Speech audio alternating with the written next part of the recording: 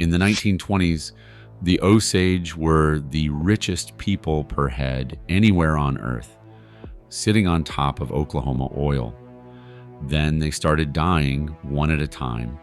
A sister shot up on a hillside, a mother wasting away in her own bed, a cousin found slumped in his car. The doctors wrote most of it down as alcohol poisoning, and the man with a stake in the funeral home turned out to be the same man collecting the land once the bodies were in the ground. His name was William Hale, and the movie you saw barely scratched what he actually did. The movie gave you a family. What actually happened was a harvest. Start with the man himself, because the film gets him about half right. William King Hale came to Osage County around 1902 with a young schoolteacher wife and roughly $10,000 in debt, which is about $350,000 in today's money. They spent their first spring living in a tent. He was a Texas cattle boy who'd bounced between ranches, bought and sold stock, and picked up a rustling accusation or two along the way. Nobody looking at that tent would have called him a threat. That was the point. That was always the point with Hale, because within 20 years, he owned the bank in Fairfax, a piece of the general store, the funeral home, 5,000 acres outright, and leases on 45,000 more. He wore a reserve deputy sheriff's badge, and he handed himself a title nobody elected him to, King of the Osage Hills. He liked it enough to say it out loud. Here's the detail that tells you who he was. An FBI agent named Tom White later wrote a memo to his director trying to explain how one man dominated a whole county and seemed untouchable. White's answer was that Hale built his power by means of gifts and favors. The generosity was the machine. He loaned money, he paid for funerals, he showed up when your family was in trouble, and every kindness put a person in his pocket. By the time the killing started, half the county owed him something, and a man who is owed a favor makes a very quiet witness. I'd argue that's the part the movie can't quite land, because a film needs a villain who looks like one.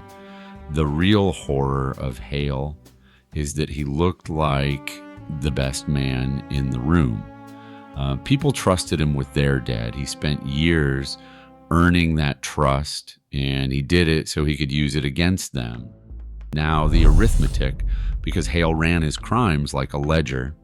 When oil came in under the Osage Reservation, the government handed out something called a headright, a share of the tribe's mineral wealth, and around 1925, a single Osage family of 5 could pull in more than $65,000 a year. National newspapers ran stories about the richest people in the world per head. The Osage built stone mansions, hired white chauffeurs and white servants, sent their kids to boarding schools back east, drove the newest cars off the lot. The whole country gawked at it. You could watch the money change hands. Oil companies bid for drilling leases at public auctions in Pawhuska, held under a big elm tree that got nicknamed the $1 Million Elm. And in 1924, a single 160-acre tract went for $1,990,000 in bonus money alone. Boomtowns spat up out of the prairie almost overnight. Fairfax and Foraker and Whiz-Bang, tens of thousands of newcomers pouring in. That much wealth sitting out in the open draws more than workers and merchants. It draws men like Hale, who looked at all of it and saw not a boom, but a balance sheet with names he could cross off. Headrights couldn't be bought or sold. They could only be inherited, so a fortune moved exactly one way, through death, through a will, through a bloodline. Hale looked at that and saw an equation: marry his nephew, Ernest Burkhart, into Molly Kyle's full-blood Osage family, then remove the family one grave at a time, and the headrights would flow down the line until they pooled in the hands of a white man married to the last survivor. It's a cold thing to lay out like that. Hale was even colder about it.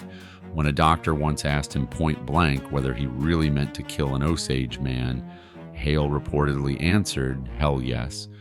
To Hale, a person was a number in a ledger. You kept them around until they were worth more dead than alive. And the killers he hired came cheap, which is the detail that stays with me. He paid a man named John Ramsey $500 and a new Ford to shoot Molly's cousin Henry Roan. He paid Kelsey Morrison for Anna Brown's murder by forgiving a $600 debt. That's what an Osage life cost the king of the Osage Hills: a car and a canceled invoice. Morrison later confessed to how he did Anna. He and Ernest's brother got her drunk, drove her 3 miles out of Fairfax, walked her about 40 steps down a ravine, gave her one more big drink, left her there, then came back a couple hours later and shot her in the back of the head with a gun Hale handed him. When they found Anna a week later in that ravine, the local authorities ruled it accidental, alcohol poisoning. It took an autopsy to find the bullet in her skull, and here's where the film runs out of room to show you how deep the rot went. The 2 doctors who did that autopsy, the Schoen brothers, somehow failed to recover the bullet that killed her. Investigators later figured they'd pocketed it. These were the trusted physicians of the county. They also happened to be Hale's men. And Anna was not the first.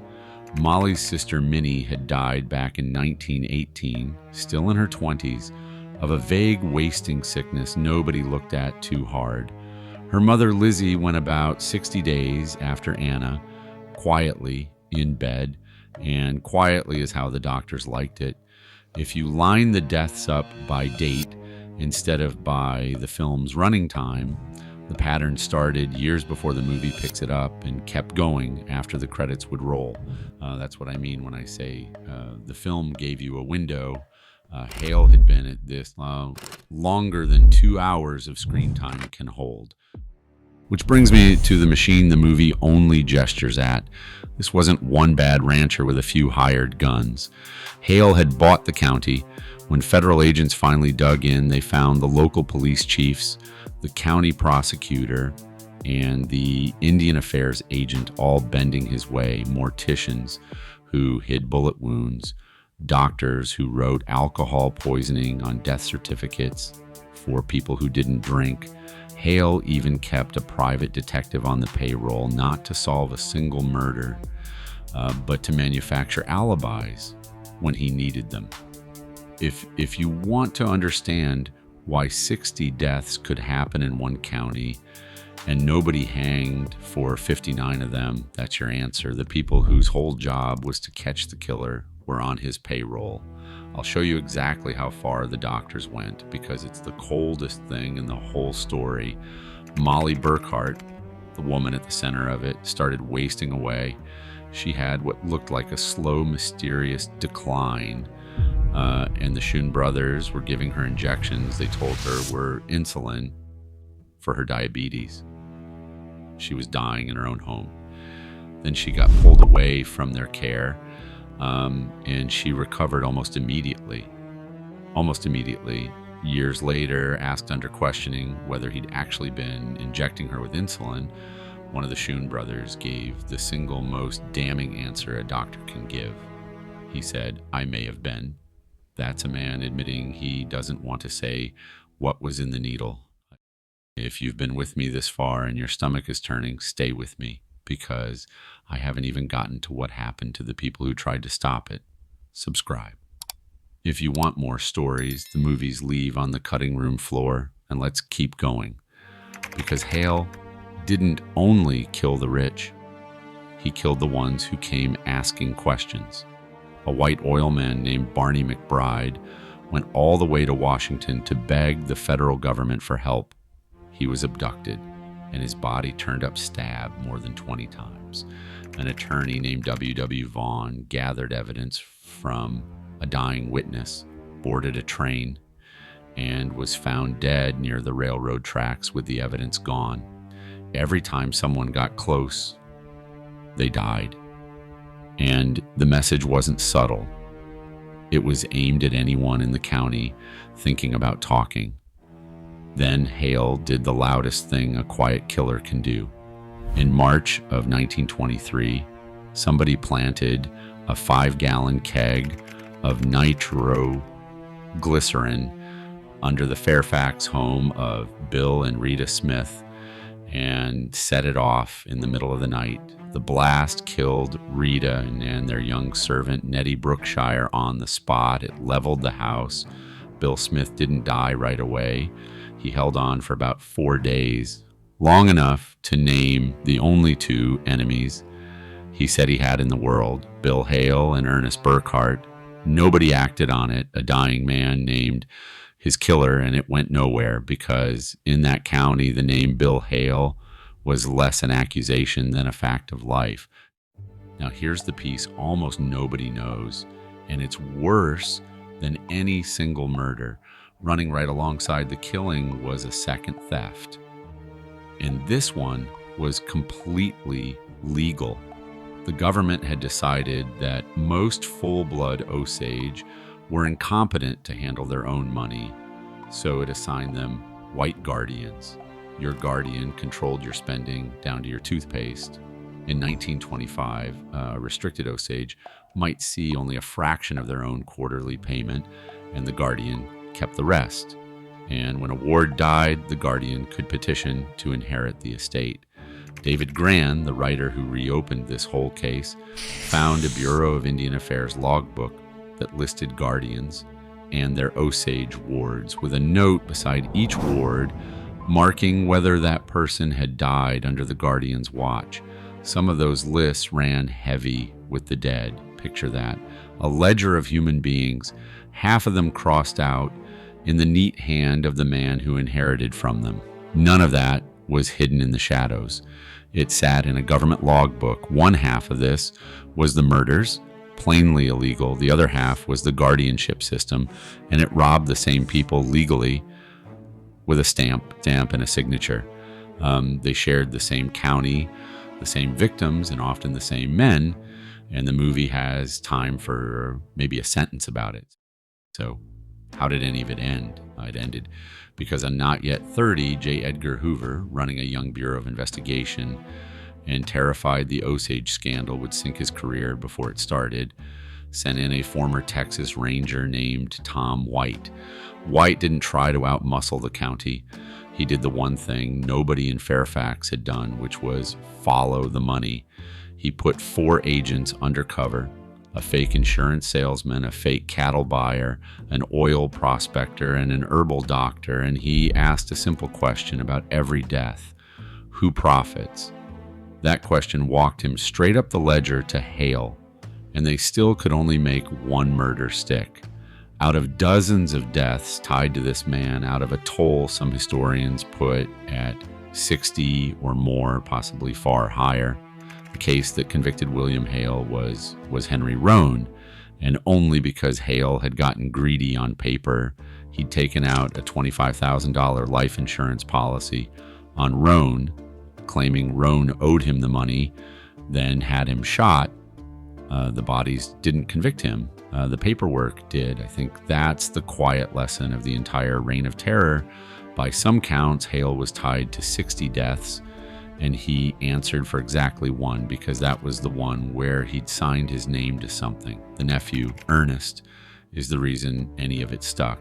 He cracked, turned state's evidence, and put his own uncle away, then got a life sentence of his own, walked out on parole in 1937, and was pardoned in 1966. And in the kind of ending you couldn't script, Tom White, the agent who broke the case, later became warden of the very prison holding William Hale. The man who caught him ended up running the prison he sat in.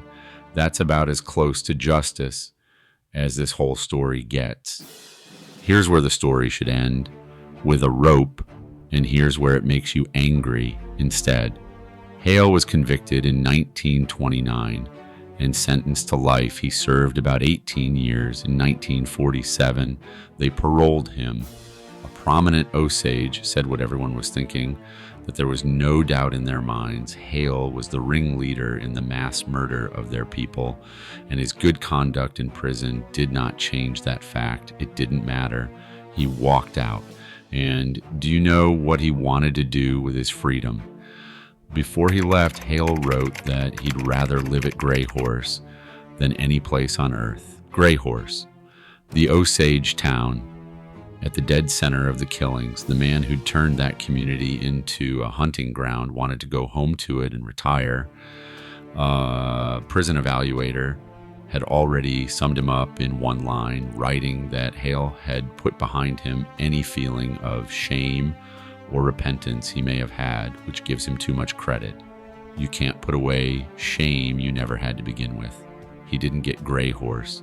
He drifted out to Phoenix and died in a nursing home in 1962 at 87 years old, having never once admitted guilt. The only regret anyone ever recorded from him came during a prison visit when he grumbled that if that damn Ernest had kept his mouth shut, they'd all be rich today. He wasn't sorry that people died. He was sorry his nephew talked. The one thing that outlived Hale wasn't justice. It was a law. The killings got so brazen that in 1925, Congress passed a rule barring non-Osage from inheriting the head rights of any Osage of half-blood or more. A statute written specifically to shut down the murder for inheritance scheme this one man had perfected. Think about what it takes to get a country to rewrite its inheritance law specifically to shut down the way you kill people. That law is the thing Hale actually left behind. So the movie showed you a family, and it was a good film, and it was true as far as it went. But it stopped at the edge of the property line. Beyond that line were the murdered lawyers, the poisoning doctors, the ledger of dead wards, the bombed house, and a county so thoroughly bought that a man could call himself king and mean it. William Hale died in a warm bed at 87. Most of the people he harvested never reached 30. He wanted to go back to Gray Horse and live out his days among them. Whether that's the most chilling thing about him or just the most honest, I'll let you sit with that. Next story, the movies left out, is already on screen. Go watch it.